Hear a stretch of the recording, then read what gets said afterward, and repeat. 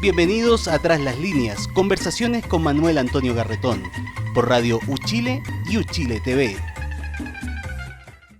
Muy buenas tardes, bienvenidas y bienvenidos a Tras las Líneas, el programa del Departamento de Sociología, con el auspicio del Centro de Estudios de Cohesión y Conflictos Sociales, el Departamento de Sociología de la Universidad de Chile, que todas las semanas nos reunimos para conversar sobre lo que son los grandes problemas que nos afectan como sociedad, como personas, como humanidad, porque estamos también problemas que tienen que ver, que atraviesan todo el mundo, desde la perspectiva particular de las ciencias sociales.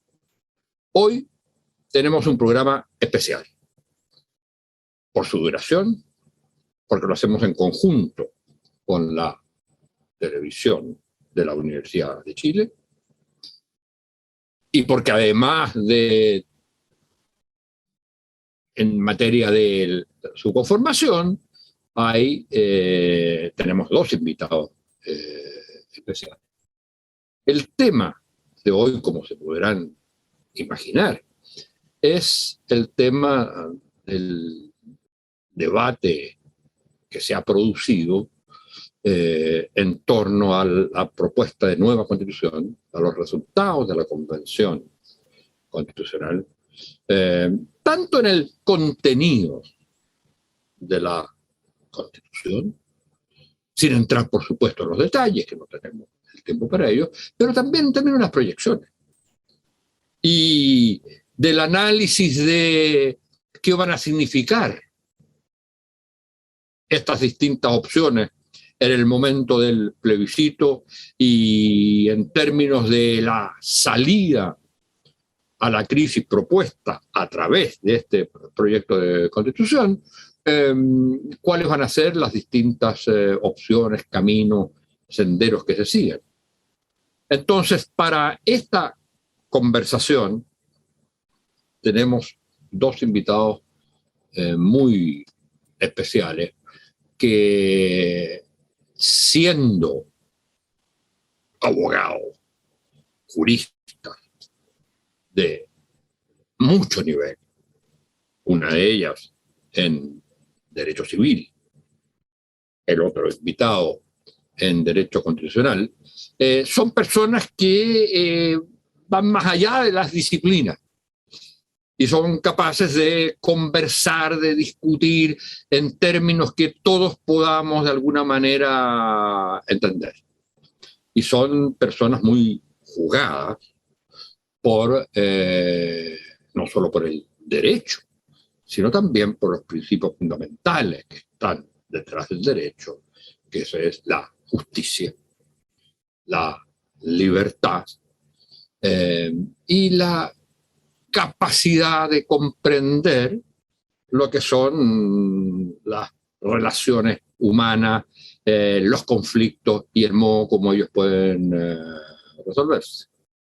Por un lado, tenemos a Paulina Veloso, que es una abogada civilista de derecho civil, quiero decir, de larga trayectoria, con muchas publicaciones, con una trayectoria muy brillante en la universidad y que ha tenido también una experiencia política muy importante. Fue ministra de la Secretaría de la Presidencia, ya había sido también antes subdirectora del CERNAM, y es especialista, como decía, en derecho civil, en temas de filiación, pero también en los temas que tienen que ver con los derechos de las mujeres, y tiene precisamente un libro sobre esto.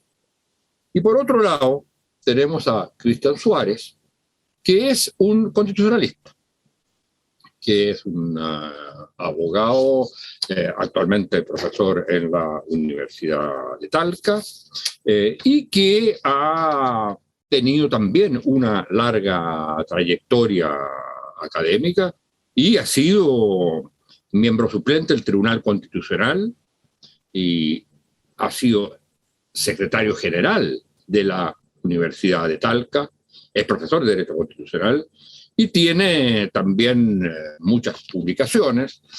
Una de ellas, muy atingente al tema que estamos discutiendo, que se llama La Constitución Celda. Hay quienes han hablado de la Constitución tramposa, hay otros como Cristian que ha hablado de la Constitución Celda. Bueno, estamos acá para conversar y yo quisiera partir dándole la bienvenida, agradeciéndoles que estén con nosotros y que en esta conversación, que no es el debate en términos, cada uno tiene 3 minutos, no es una conversación en que nos interrumpimos, exponemos nuestra idea, en fin, pero yo diría, podríamos organizar la primera parte en términos de el significado y contenido de la propuesta constitucional. Y en una segunda parte, la segunda media hora de este programa, podríamos dedicarlo a las perspectivas políticas y el análisis respecto de ello. De modo que yo partiría, como digo, además de darle la bienvenida, tratando de que cada uno sintetice cómo ve este momento constitucional, como dirían los grandes analistas a nivel mundial de la ciencia política. Estamos viviendo un momento constitucional que Chile no había vivido prácticamente nunca. Entonces, ¿qué ven como lo central, lo medular en la propuesta que ha hecho la convención, más allá de lo que haya sido la performance, las discusiones internas, ¿qué es lo fundamental, lo central? Y partamos por Paulina. De nuevo, buenas tardes, Paulina. Gracias por estar con nosotros. Adelante. Gracias, Manuel Antonio. Bueno, muy buenas tardes a todos, todas. A ver, yo diría 2 puntos que me parecen esenciales para comenzar. Lo primero es que este proyecto de constitución y el proceso que se ha vivido es una respuesta institucional democrática a una crisis política muy profunda, muy grave, muy grande, que vivió Chile en el momento en que se logra un acuerdo político de todos los sectores que estaban en ese momento en el Congreso, o gran parte de los sectores políticos desde la derecha hasta parte de la izquierda. Y uno podría decir entonces Chile en el concierto mundial logra encauzar esta crisis política a una elaboración, a una discusión, a instalarse en este momento constitucional en una discusión y una elaboración de un texto jurídico que es la Constitución política. Entonces eso tiene una extraordinaria importancia y es lo que le da en parte la impronta. Hay que agregar que este proceso en los aspectos más medulares, no en cómo, no en la conversación, sino que desde el punto de vista del acuerdo. El acuerdo político se cumple a cabalidad, puesto que se hacen las elecciones democráticas, sale elegido un grupo de personas con una forma electoral que había decidido el cuerpo político, se constituyen, llegan a acuerdo en el quórum que se había señalado, que es bastante alto, de 2/3, y enseguida dentro de plazo y sin requerir en ningún momento a la Corte Suprema, que había quedado como órgano para definir en caso de que hubiera algún tipo de conflicto específico, se entrega un texto constitucional. Haber logrado eso no es baladí, es un logro, es una situación extraordinaria. Eso, haber logrado un texto. Ahora, el segundo punto es que este texto constitucional es un texto que toma parte de historia constitucional chilena, y se enclava además en lo más nuevo, lo más moderno del derecho constitucional europeo, del derecho constitucional en general, pero además con este anclaje en la democracia. Si uno pudiera decir, lo esencial de este nuevo texto constitucional es que expande la democracia. No sé si a lo mejor podemos volver después sobre eso, yo lo puedo explicar, pero quizás para no alargar, yo diría que eso es lo central. Pero además, con una bandera muy importante, en el siglo XXI. Y eso es también bastante, las dos cosas son muy emocionantes. Esto de ubicarse en la democracia, cómo expande la democracia, cómo hace que vamos a construir un sistema democrático, pero donde hay más participación, donde hay más deliberación, donde hay más sujetos que participan. Todo eso, por una parte, con pleno respeto de sus derechos, pero además mirando el siglo XXI, esto es conectando nuestra generación con las generaciones futuras. Esa parte, además, yo la encuentro de extraordinaria importancia porque nos ubicamos nosotros en la vanguardia a nivel mundial, y además diría yo que en ese sentido es bastante emocionante la manera como se tratan los animales, la manera como se trata la naturaleza. Son cuestiones nuevas, que son pocas las constituciones que tienen algo de eso, la constitución alemana, quizás la constitución suiza, quizás, pero en definitiva no son temas, todo el tema digital, además no son temas que estén normalmente en las constituciones. Entonces yo creo que eso mismo muestra un texto que seguramente, independiente del apruebo o rechazo, va a estar ubicado en la historia constitucional del mundo. Se va a usar parte de eso en las próximas constituciones. Eso a mí no me cabe ninguna duda. Yo creo que podemos discutir sobre este tema de la democracia que he planteado y otros temas, pero quizás Cristian puede avanzar en su planteamiento. Vamos intercambiando opiniones. Entonces, Cristian, sobre esto mismo, antes de entrar a una cuestión que es, yo creo, fundamental, y es, estando absolutamente de acuerdo con Paulina, pero no nos contestemos todavía, en todo ello, sobre todo en una respuesta muy profunda a una crisis, y una constitución que es en su forma de elaborarse y en su contenido de una experiencia democrática única y de profundización, además de expansión, pero también es profundización de la democracia. Ahora, el gran tema, ¿no es cierto?, que quiero que lo veamos después, es, bueno, ¿y por qué aparece hoy día una opinión pública como refractaria a esto? Pero eso dejémoslo para después. Cristian, ¿cuál es tu visión de precisamente de esto, el significado que tiene esta propuesta constitucional? Bueno, muchas gracias, Manuel Antonio. Saludos a todas y a todos, como debemos decir hoy y nos hemos venido acostumbrando buenamente, ¿no?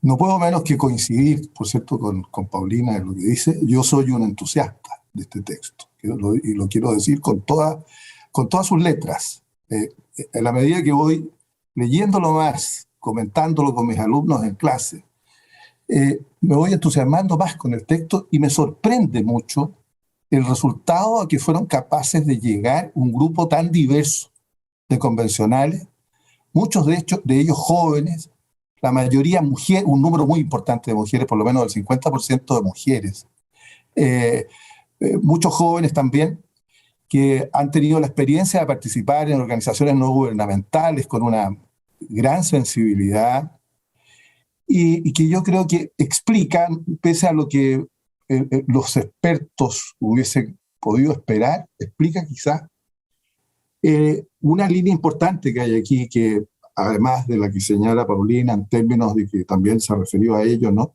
En términos de profundización democrática, creo yo también una línea de cuidado que a mí me llama mucho la atención, ¿no?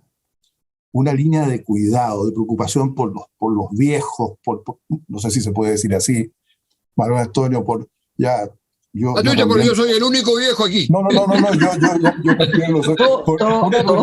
Una preocupación por los adultos mayores, vamos a decir en el lenguaje jurídico, no sé, sí. Por los niños, una preocupación por los discapacitados, ¿no es cierto?, especial. Un análisis, creo yo, muy serio. Yo habría escrito cortito, muy breve, el catálogo de derechos, pero creo que los dolores de Chile se expresaron ahí, y si uno analiza lo que han introducido en los distintos derechos, ha sido algo que hoy día ya Chile tiene reconocido en los tratados internacionales, porque este país ha ratificado prácticamente todos los tratados internacionales. Son muy pocos los que le quedan por ratificar, y por lo tanto, si bien no hay nada nuevo en el sentido de que la Convención pudo haber dicho perfectamente, mire, esta Constitución reconoce y garantiza los tratados establecidos, los derechos establecidos en los tratados internacionales, ¿ah? Al modo que lo hace la Constitución española, por ejemplo. La verdad es que el texto, a mí me parece un texto muy completo, y que probablemente explica el porqué de lo extenso del mismo, ¿no? Explica lo extenso del mismo. Cuando antes, en un solo artículo de la Constitución se hacía referencia al derecho a la vida, bueno, la experiencia de Chile hizo que los convencionales dijeran, mire, aquí hay temas que están en el Tratado de la Corte Penal Internacional relativos al genocidio, a la desaparición forzada, a los tratos crueles, inhumanos y degradantes que tienen que quedar establecidos en el texto. Y así sucesivamente, ¿eh? En materias, por ejemplo, de debido proceso y otras. Yo creo que es un muy buen texto. Fíjate, Manuel Antonio, que yo, por ejemplo, decía junto a otros que esperaba que, una vez llamé a uno de los convencionales y dije, mira, supongo que tú estás de acuerdo con que en Chile podamos avanzar hacia un régimen parlamentario, ojalá que no sea el semipresidencial. ¿Ah? Entonces me decía, no, yo estoy en eso, me decía, ojalá que un régimen al estilo alemán. Pero estos convencionales dijeron, no, vamos a respetar la tradición chilena y vamos a hacer unas modificaciones que son unas modificaciones razonables, que se mantienen en la lógica de la tradición chilena, y afirmaron un régimen político que hasta Arturo Fontaine lo ha elogiado. No sé si él va a votar a favor o en contra, por el apruebo o por el rechazo, pero al menos ha sido muy honesto en decir, después de haber escrito ese magnífico y fino libro sobre los regímenes políticos, me pareció un muy buen libro, pese a que yo no compartía algunos de sus supuestos, él ha dicho, bueno, el resultado ha sido un resultado bastante presentable. Y eso es lo que pienso respecto a la Constitución.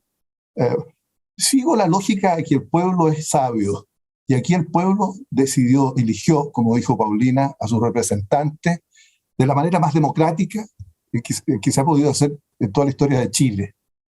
Han tomado decisiones por 2/3, y por cierto que ha habido gente vociferante, quizás a veces, o más que no debería usar ese término, pero gente que la pasión la ha traicionado a un lado y otro de la vereda en ocasiones, pero yo creo que ahí había un grueso de personas con gran sensatez que fueron capaces de elaborar este texto. Y en un tiempo, Paulina hablaba, vamos a hablar de la democracia, en un tiempo donde las democracias representativas están en crisis. Y yo creo que han sido capaces de visualizar cómo establecer un nexo entre sociedad y política, una solución al problema de la democracia representativa, eliminando las tesis de la soberanía nacional, que por cierto además le quita fuerza en el sentido del escándalo que se ha hecho de una cosa decente como la plurinacionalidad, y que evidentemente no tiene sentido cuando la idea de la soberanía nacional ha sido dejada de lado por una idea mucho mejor que la tiene la Constitución italiana, la Constitución norteamericana, ¿no es cierto?, de la soberanía del pueblo.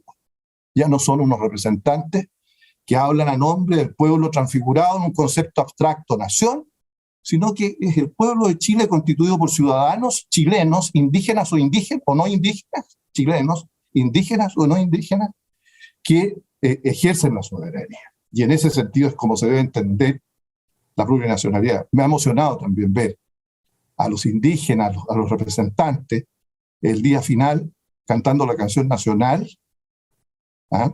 Y señalando que ellos se sienten tan chilenos como todos, ¿no? Estamos absolutamente de acuerdo en todos estos puntos.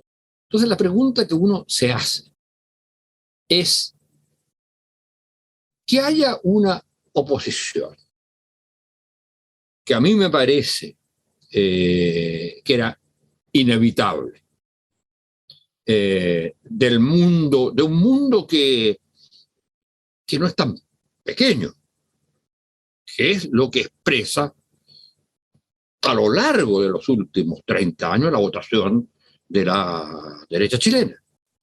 Pues que haya un mundo que se opone a esto y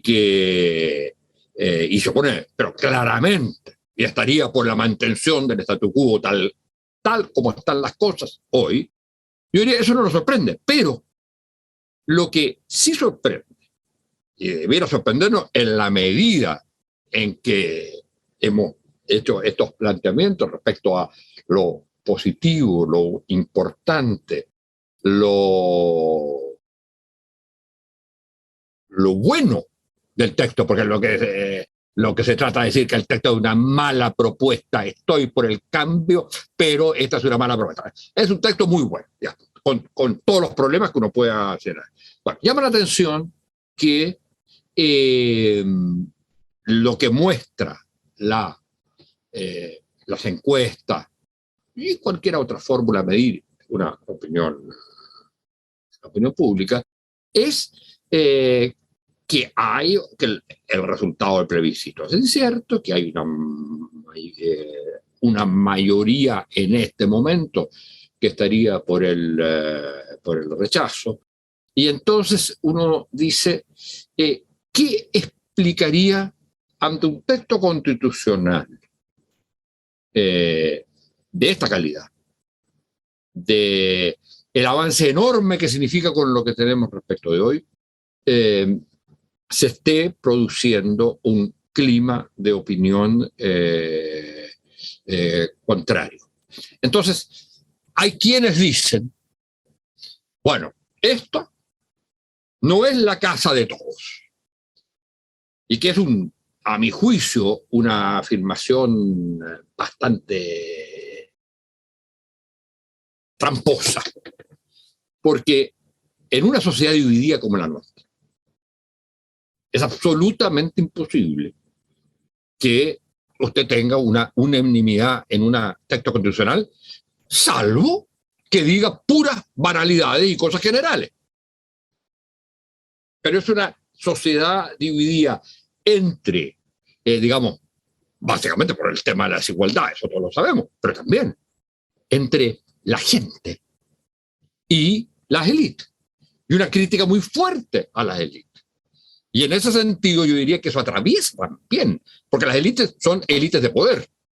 Y lo que atraviesa entonces también esa crítica. Entonces, ¿qué explicaría que una opinión pública, ciudadana, que está contra las élites, pudiera identificarse en algún momento con las posiciones que está planteando las mismas élites del poder, que es el llamado al rechazo? ¿Cómo lo ven ustedes? Mira, a ver, yo primero quiero concordar completamente en que el texto es un texto muy bueno. Uno, fíjate que en este tiempo en que en la prensa y en distintos medios aparece muy sobredimensionada la posición del rechazo, cuando las personas como yo, y me imagino como Cristian, que vemos el texto como un texto muy bueno, empezamos a sentirnos casi en una situación... Yo también, oye, yo también. No, pero Manuel Antonio, sí. Empezamos a sentir como una situación medio incómoda y diríamos, bueno, pero ¿cómo? Nosotros estamos viendo un estupendo texto. Entonces, ¿qué pasa? Entonces, eso llama la atención porque casi uno tendría que decir, no es estupendo para poder... Es como bien insólito. Ahora, es difícil encontrar todas las razones. Yo quiero dar algunas que tengo en mente. Primero, hay en cualquier sociedad una tendencia al statu quo, a tratar de mantenerse. El cambio genera inseguridad, el cambio es problemático. Para tener el cambio hay que tener una posición un poco firme. Entonces, primero hay esa resistencia. En segundo lugar, yo creo que en algunos actores hay una cierta incomprensión del momento histórico que se está viviendo, que es un momento muy importante, positivo y también de cierta preocupación. Eso yo creo que hay una incomprensión en esa materia. Ahora, quizás lo más importante para personas que piensan, que reflexionan, en fin, es que esta es una constitución que no tiene un lugar del poder. Es una constitución que lo que genera es distribuye de alguna manera el poder. Desde luego porque saca el poder total de la región metropolitana, en primer lugar. Y distribuye además el poder en la medida en que genera instancias para la deliberación de la ciudadanía e instancias de participación, además, en distintos órganos. Incorpora a las mujeres de una manera muy importante porque establece la paridad. Eso significa cambios en el poder. Toda la Constitución, de alguna manera, establece una serie de cambios de fisonomía de todos los aspectos, incluso digo yo en el sentido de tener hombres y mujeres a la par, y además incorporar a los pueblos indígenas, a los pueblos originarios. Entonces, ese conjunto hace que actores que están en el poder, porque en general son personas que están o han estado cerca del poder, aunque sean de pensamiento democrático, se manifiesten con resguardo. Y lo curioso, y es muy difícil discutir con muchas de esas personas, porque los argumentos que aducen para rechazar son argumentos, llamémoslo así, limitados. O sea, por ejemplo, alguien dice, yo estoy en contra de esta Constitución porque se le cambia el nombre al Poder Judicial y ahora ya no es Poder Judicial. Bueno, y uno le puede decir, pero mire, la Constitución del 33 hablaba así, la Constitución de Francia también habla así, y además, en realidad, se aumenta el poder del Poder Judicial en la medida en que se incorporan más tribunales, en la medida en que se deja... Es decir, tiene muchos aspectos en el sentido que se le otorga más poder, incluso autonomía financiera, todos esos aspectos pedidos además por la Asociación de Magistrados. Muchas razones le pueden dar, y uno dice, dando esas razones, ¿se van a mover en su argumento? No. Porque en realidad el argumento está escondido, eso es lo que yo digo, no intencionalmente necesariamente, pero está escondido, porque lo que está de fondo, creo yo, puede ser que no sea lo único, pero es el tema del poder, de cómo se distribuye el poder. No es menor esto de que las mujeres empiecen a participar en todas las instancias del poder. Eso no es menor. Yo no digo que los hombres estén necesariamente en contra, es un cambio radical. Es un cambio radical, además, esta incorporación de las regiones, del poder que se otorga, toda la distribución del poder. Todo eso hace que la sociedad sea más democrática, pero al hacerlo más democrático no queda concentrado en grupo. Entonces, yo observo yo he tratado de seguir todas las críticas que se hacen, y resulta que en todas las críticas que se hacen uno encuentra que así lo dice el derecho comparado, que así muchas veces lo dice el propio derecho chileno, que así lo ha dicho la doctrina, que así lo... Entonces uno dice, bueno, pero ¿por qué? ¿No habrán leído? No, yo creo que muchos de ellos pueden haber leído. Y por otra parte, todo esto está dentro de un contexto en que casi primera vez en la historia de Chile, probablemente porque ni siquiera en dictadura, no hay un solo medio escrito, ni una sola televisión que incorpore todas las voces de una manera equivalente. Entonces, en definitiva, se encuentra desde la mañana a la noche con un altavoz en contra del texto constitucional, usando el miedo a la población, el miedo al cambio, y creo yo, sin reflexionar, además, muchas veces en el momento histórico que se vive, la importancia de este texto. Pero mira, yo quiero decir algo en términos de futuro. Supongamos que gana el rechazo. Este texto constitucional va a ser el punto en torno al cual se va a girar. O sea, ya este texto está instalado en Chile. Eso de todas maneras. Eso absolutamente, porque es un texto además que va a ser estudiado afuera, que va a ser estudiado siempre, que va a ser estudiado en todas partes. Entonces, ya se quedó en el debate.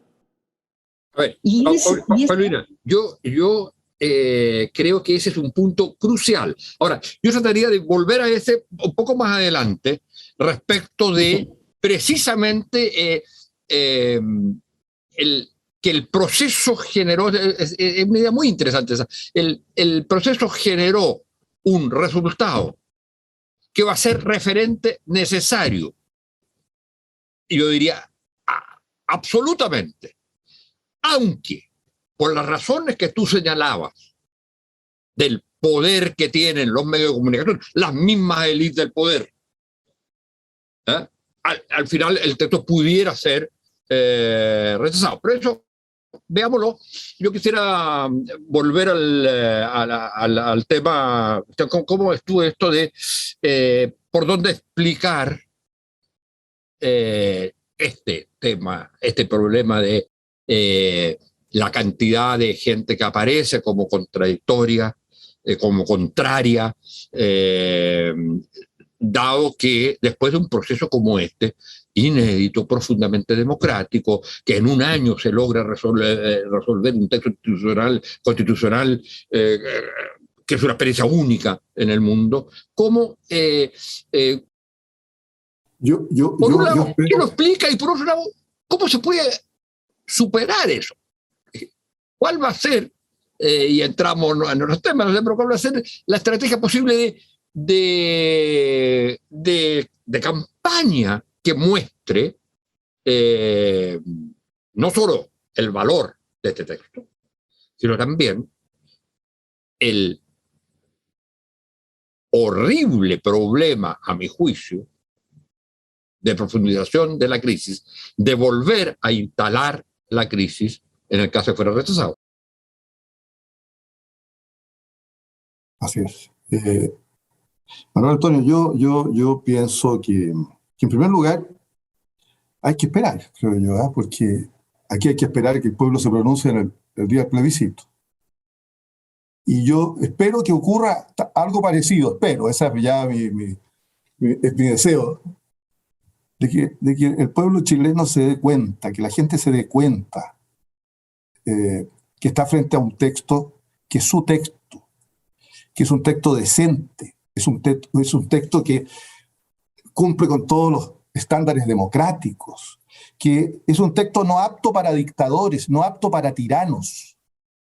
Es un texto frente al cual los tiranos deberían temblar, de cualquier lado, ¿no?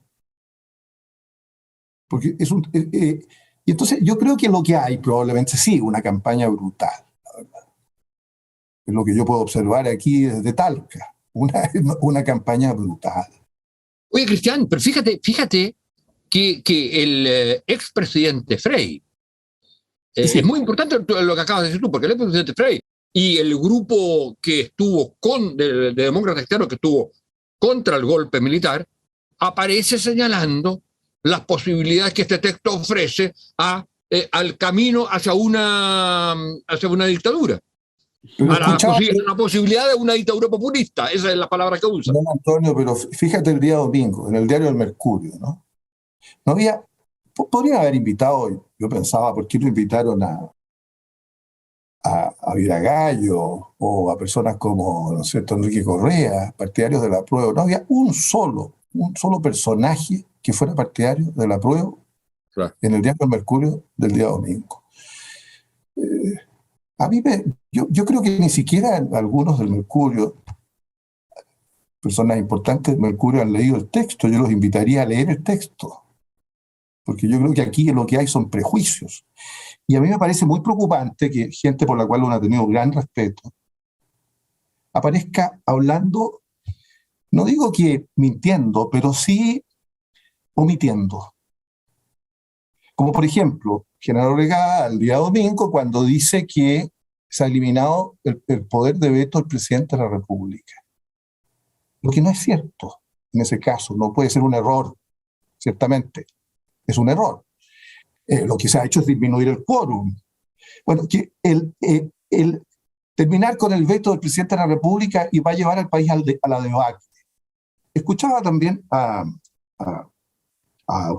ex ministro Velasco, ¿no?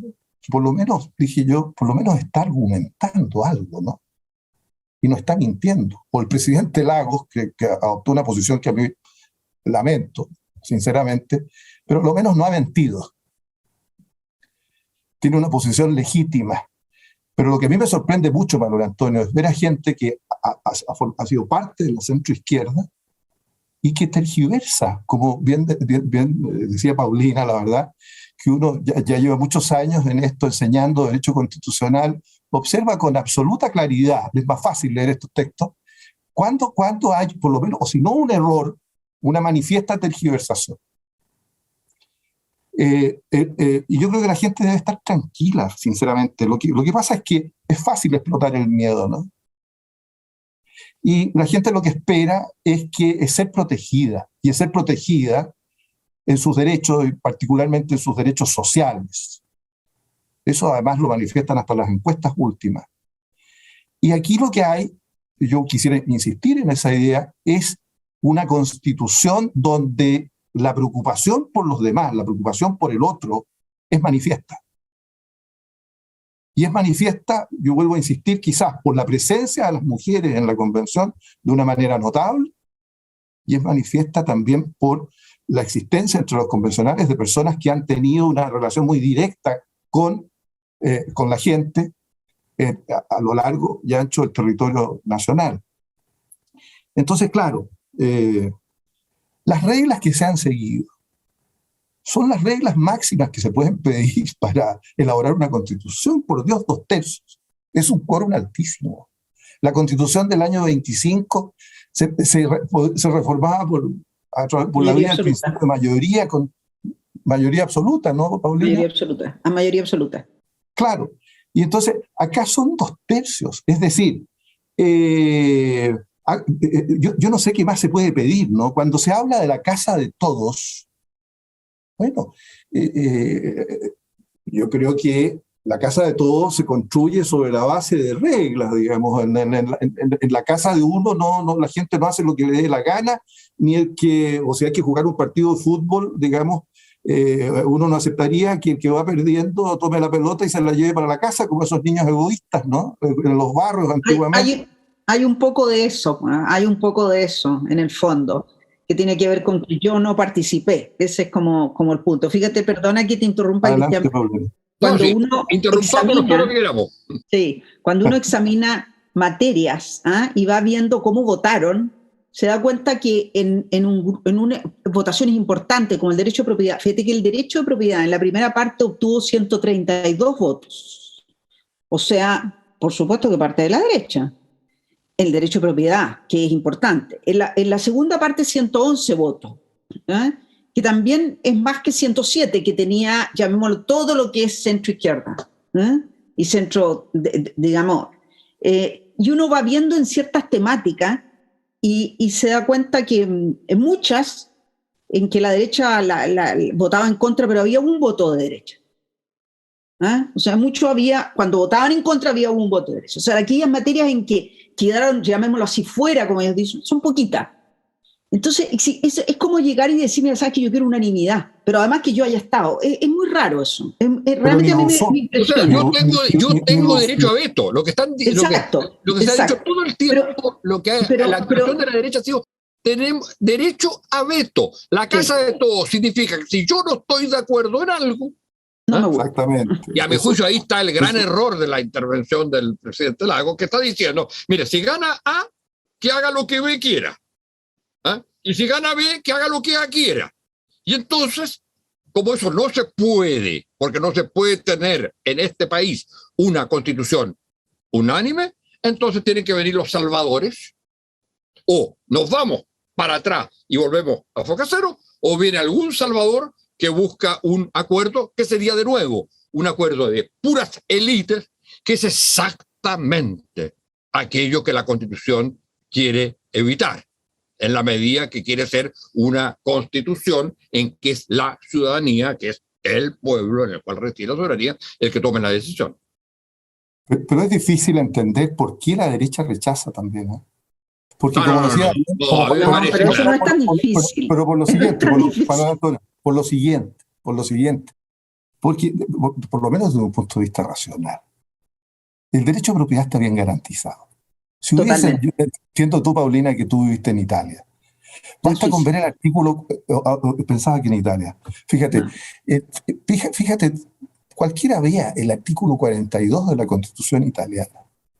Si los convencionales hubiesen trasladado el artículo 42 de la Convención italiana, que además es una muy buena constitución del año 47, al texto de la propuesta, hubiesen dicho que eso fue redactado por Lenin, ¿no? Donde el texto parte señalando la importancia de la propiedad pública, luego la propiedad privada. Ni siquiera hace una mención, el texto italiano, a que debe haber un pago previo de la indemnización. Solamente ninguna constitución lo dice. No lo señala, ¿no es cierto? Pero además, sí, tú la italiana, yo te voy a decir después la alemana. Estatuto minero. Bueno, este texto es mejor, efectivamente, que muchas constituciones europeas, occidentales, países capitalistas establecidos. Entonces, yo, desde el punto de vista, yo a mis amigos les digo, los que son de derecha, por favor, lean el texto. ¿Cuál es el problema aquí? Es que los indígenas van a vetar. Cristian, pero a propósito de eso, ¿no te llama la atención que los únicos que quieran que se lea el texto sean los de la prueba? Sí. Si la gente del rechazo ni siquiera quiere que se impriman, ahora dicen de que no hay que gastar el papel. Eso es muy decidor. Paulina, es que eso es exactamente el punto. Claro, hay dos cosas que son muy decidoras. Primero, gran parte de las críticas son falsas, o sea, son fake news. Entonces, cuando alguien tiene que basar su crítica en, primero, tergiversar el punto anterior, o sea, tergiversar la Constitución, y además de eso yo no quiero que la lean, es porque de verdad es cierto que es un buen texto que puede gustarle a la gente. Y además yo me preocupo, porque me preocupo de que no existan representantes del apruebo en ninguno de los diálogos importantes. Y el tema que nosotros, yo creo que uno tendría que preguntarse, ¿por qué entonces no les gusta? Porque lo que no les gusta, yo insisto, que no puede ser que alguien diga que no le gusta porque en vez de Poder Judicial se puso sistemas de justicia. No puede ser. Porque no solo era así en la Constitución más larga, más extensa que hemos tenido nosotros, que es la Constitución de 1833, sino que además sí existe en Francia, existe en otros países, y además el Poder Judicial se expande, el Poder Judicial, tiene más poder el Poder Judicial. Entonces, no puede ser, porque yo no creo que no se haya instruido. Quien dice así, yo no creo que no se haya instruido. Entonces, la razón... Y más independencia. Más independencia. Y tiene además más independencia. Porque eso claramente. Con un consejo... Absolutamente. Eso no cabe ninguna. A ver, yo quiero... Con un consejo entonces la pregunta es que si eso es así, o sea, si ocurre que es al revés de lo que se está diciendo, entonces tengo que buscar en otra parte la razón de por qué no. Y la otra parte de la razón es lo que me parece interesante, que yo creo que tiene que ver con el poder, básicamente. Tiene que ver exactamente en que la Constitución, en todas las decisiones importantes, excepto al final, con el golpe militar, en todas las decisiones importantes ha sido la derecha la que ha puesto las condiciones. Y las élites de distinto tipo, culturales, económicas, políticas, etc. Esta Constitución no la hicieron ellos. Y eso no lo pueden. Eso es lo que no se puede perdonar. Ahora, lo complicado es que entonces, y por eso, los temas que ponen en la agenda, y eso los estudios lo muestran, no son los temas que a la ciudadanía le importan. Los temas que ponen en la agenda son los temas que a ellos le importan, con lo cual transforman de nuevo todo el tema en un problema de élite. Y entonces, en la medida que hay una cantidad enorme de gente que está fuera, porque no lo logra entender también muchas veces lo que es esta Constitución, en la medida que los temas principales de agenda, que son los que le importa a la gente, no están en el debate, porque los medios de comunicación y las élites controlan otros, en esa medida hace que mucha gente se resienta, se salga, se quede fuera. Y es la gente que podría no votar, porque la gente que podría votar es exactamente la que siente que la gente que debiera votar y que actualmente está pensando en no votar, es la que siente que esta Constitución no habla de ellos. Entonces, todo el problema es, siendo una Constitución hecha precisamente para el mundo que no estaba en la élite, ese mundo tiene desconfianza, ignora muchas cosas del debate y del contenido de la Constitución y de lo bien que les iría a ellos en el futuro, precisamente porque se han impuesto los temas de agenda de quienes no quieren que de ninguna manera haya un cambio en esta Constitución. En ese sentido, la derecha ha actuado con enorme racionalidad, con trágica racionalidad, y ha logrado llegar a sus posiciones a gente que de alguna manera debiera estar en la otra posición. Y a mí me recuerda esto, es un problema esto, pero a mí me recuerda esto exactamente la estrategia de la derecha en el derrocamiento de Salvador Allende. Es exactamente la misma estrategia. Además, dirigida por el Mercurio. Exactamente eso. Y resulta que esa es la estrategia. ¿En qué consiste? Consiste con la bandera de los otros. Yo allego lo que los otros digan, listo. Entonces hago grandes alabanzas del presidente Lago, al cual combatieron. Hago grandes alabanzas de sectores de demócratas cristianos, pero mantienen ellos la conducción del proceso y ahí llegan a su estrategia a sectores que debieran estar exactamente en el otro campo. Que fue exactamente lo que ocurrió cuando, digamos, terminaron con la democracia al derrocar a Allende. Es decir, la capacidad, y eso hay que reconocerlo, una capacidad enorme de la derecha de hegemonizar a sectores que no comparten para nada los intereses de la derecha. Y sin embargo, tienden a seguirla en su estrategia. Pero con una gran miopía, Manuel Antonio, creo yo.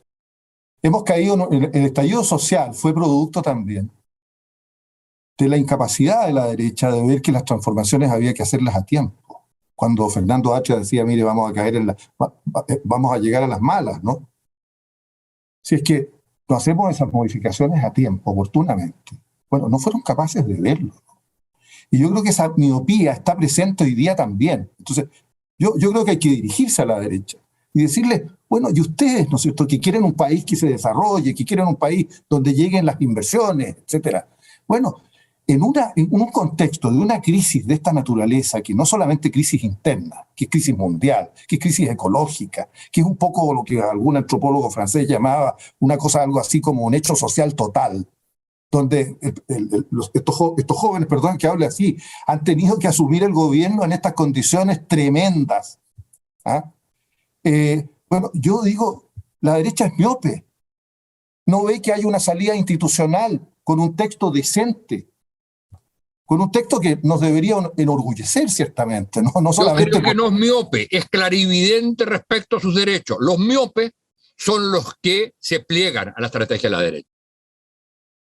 Sí, Manuel Antonio, a propósito de eso, yo pienso que efectivamente la derecha hace algo, entre comillas, inteligente, en el sentido de utilizar ciertos temas. Yo sí creo ahí que más que pensar en su agenda, lo que hace es tratar de gatillar el miedo. Entonces, para eso hace tergiversaciones. Por ejemplo, mire, usted nunca más va a tener una casa, porque lo que le van a entregar simplemente le van a prestar. Eso, por supuesto que la Constitución no dice eso, pero eso es lo que utilizan, entonces le generan miedo. Después los pueblos indígenas tienen privilegios, los pueblos indígenas tienen privilegios, eso también. Claro, además tienen privilegios. Los que no además le pueden expropiar su casa, pero no le van a pagar lo que corresponda. Entonces, todo eso es el miedo hacia determinados sectores, ¿no es cierto? Y yo creo que esa es la estrategia, llamémoslo, que puede ser más exitosa. Por eso es tan difícil ir en contra de eso, porque uno tiene que ir todo el rato diciendo que eso no es lo que dice el texto, que eso no es lo que dice el texto, lo cual muestra la mala fe de la otra parte, pero también esta idea. Fíjense usted esta idea que se dijo en televisión, que para reformar ahora la Constitución se requería además el consentimiento de los pueblos originarios, que no está en ninguna parte, que no hay ni... O sea, francamente, eso yo no creo que la persona que dice eso no lo entienda. Yo creo que es un uso para poder convencer. Entonces yo creo que no es que enarbolen solo lo que tú dices, Manuel Antonio, en el sentido de decir sus temas, sino que además los temas que le pueden interesar a la ciudadanía o que le interesen a la ciudadanía los tergiversan. Y eso es muy delicado porque hace muy difícil la discusión, porque uno no tiene una discusión limpia, honesta. Por otro lado, sí, esa es la derecha. Pero lo que llama la atención son sectores que han estado con el progresismo. No todos ellos han sido progresistas, pero han estado con el progresismo, han estado con la democracia, entonces uno se pregunta qué es lo que lleva a que esos sectores puedan estar en contra. Porque cuando yo leo, yo he tratado de ver los argumentos. Entonces, en los argumentos muchas veces hay un punto que puede ser un error, que debió decir 2 y dice 3, que puede haber sido que no tiene mayor importancia y que es un cambio que lo puedes lograr. Entonces yo me pregunto, esa persona es inteligente, no puede ser que ese sea su tema. Y a lo único que he llegado básicamente son temas como el poder, pero fíjate que lo digo de esta manera. Yo conozco gente, en el largo historial de todos estos años después del triunfo del no, uno de los temas que ha habido más lucha ha sido sobre el respecto a las mujeres. Entonces uno podría pensar que todos los hombres han estado de acuerdo. No es así. En todos los movimientos, en todos los momentos, en todos los lugares, nosotros hemos tenido, y digo nosotros, por decir las mujeres, hemos tenido algunos personajes que han jugado un rol clave en contra. Y esas personas que han jugado ese rol clave en contra, muchos de ellos eran de la concertación. Entonces, ese tipo de personas, yo pienso, ¿y por qué estarán tan en contra de este texto? Y yo creo que ahí está el tema del poder. Esto de ver que en todos los órganos tenga que existir igual número de hombres y mujeres, a esas personas les produce un efecto tremendo, pero no lo pueden decir. Porque ¿cómo van a decir que están en contra de la paridad? ¿Cómo van a decir que están en contra de eso? No lo pueden decir. Entonces esa persona juega mucho. Entonces yo creo de que respecto de muchos temas así, que ellos no lo pueden decir, pero son los que le hacen los que en definitiva generan el rechazo, porque yo no creo que, yo creo que tienen que tener alguna razón, porque yo he tratado de buscar esas razones, insisto, en los argumentos que se dan, y como esos argumentos no pueden ser ciertos, porque yo no creo que a alguien le digan, mira, lo que está ocurriendo acá. Por ejemplo, mira, respecto a los pueblos originarios, ocurre que si uno lee el libro que se editó en el gobierno del presidente Lago, de el pacto, el nuevo trato, los convenios, la Comisión para el Nuevo Trato Indígena, tiene un nombre más largo. La presidió esa comisión Patricio Aylwin, el presidente Patricio Aylwin, en tiempos que estaba el presidente Lago. Todas las conclusiones son más que este texto, pero si ahí se hablaba de territorio indígena, ahí se hablaba de representantes indígenas por cuotas en el Senado y en la Cámara de Diputados. Ahí se habla de todo, mucho más que lo que tiene este texto constitucional. Y resulta, en esa comisión estaba Rivadeneira, esa comisión no tiene ningún voto en contra, nada. Entonces tú lo lees las conclusiones y dices, no, esto no puede ser, o sea, esto que está acá es menos que los que está en el texto constitucional. Entonces, ¿qué? Ahora, algunas de las personas que incluso estuvieron en esa época, porque uno no puede pensar que eso se hizo como simplemente para mostrar que estábamos de acuerdo y en realidad para nada más. No, tiene que ser, porque eso era una propuesta al país. Era una propuesta para transformar instituciones. Entonces, se habla de las tierras, de todos los temas que... y además menciona la convención, el convenio 169, pero además seguramente la derecha sabe que la Corte Suprema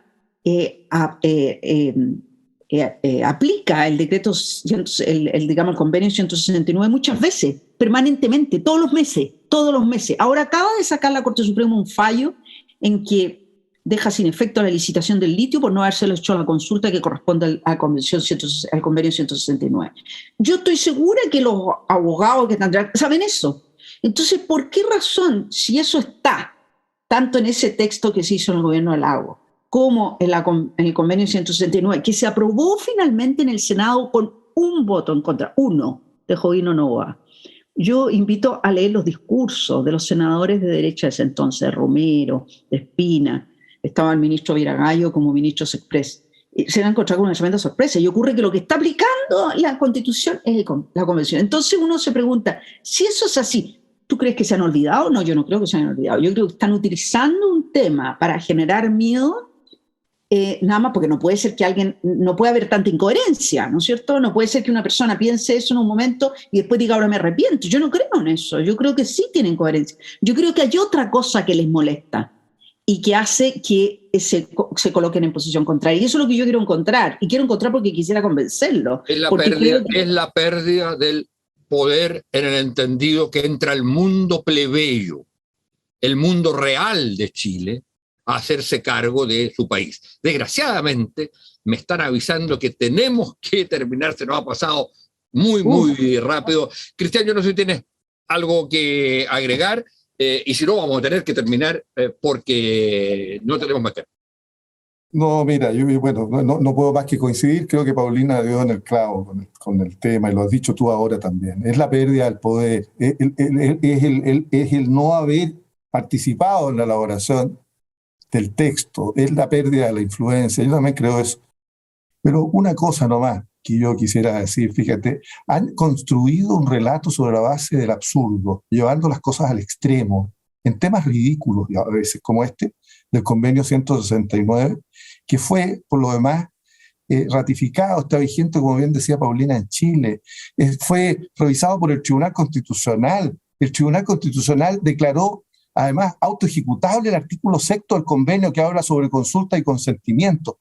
Y convierte en esto, hoy día escuchaba a Barken, diciendo que allí hay un veto. ¿Cómo va a haber un veto, por ejemplo, a la reforma constitucional o al cambio de constitución, cuando esta constitución establece precisamente un mecanismo para no solo reformar, sino para cambiar la constitución entera? No puede haber algo más democrático en el procedimiento de reforma que lo que se ha establecido. O sea, no hay candados aquí y estas invenciones realmente son lamentables, pero bueno, obedecen a esta lógica que ustedes tan sabiamente, encuentro yo, han podido.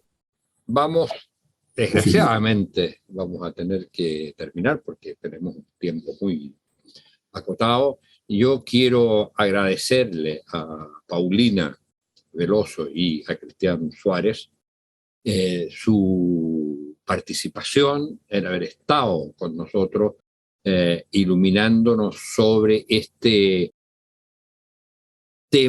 problema crucial que enfrenta la sociedad chilena, quizás uno de los momentos más decisivos de su historia. Y muchas gracias a ustedes, señoras y señores auditores y auditoras, por habernos acompañado. Muchas gracias. Muchas gracias. Esto fue Tras las Líneas, conversaciones con Manuel Antonio Garretón, por Radio Uchile y Uchile TV.